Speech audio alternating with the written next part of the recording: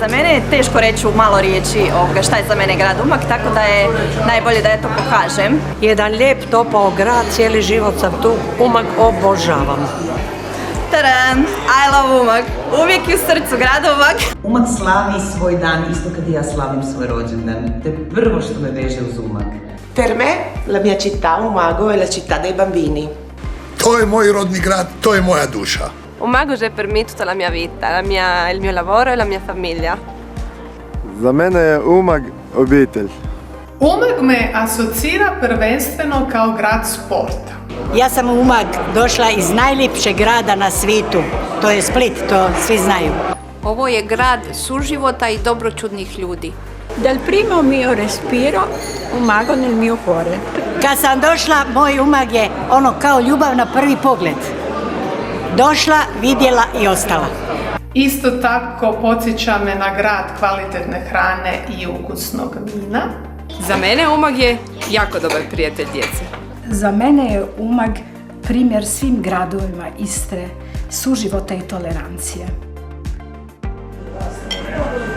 Per me Umago je frizzante e gioioso. Ali onda kad dođem u Umag, onda sam tu s obitelji, onda uživam u svemu onom što u životu volim. Od mora, sunca do šparoga. Eto. Meraviglioso, meraviglioso. Umag je grad moga života. Osjećam se sigurno u Umagu i ponosna sam da živim tu.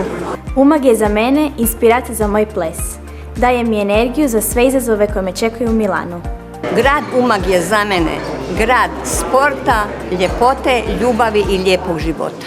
La città d'Umago in questo segmento dove lavoro io, che è agricoltura, è sempre molto attiva e mi dà un grande supporto, un grande aiuto.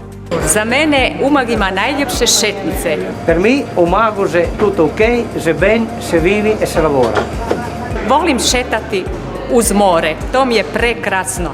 Evo, živi se normalno, eto, to je to. Umag je za mene rukomet. A za vas, dečki? Lilo Červar! A u Umagu ću mom otpjevat pjesmu.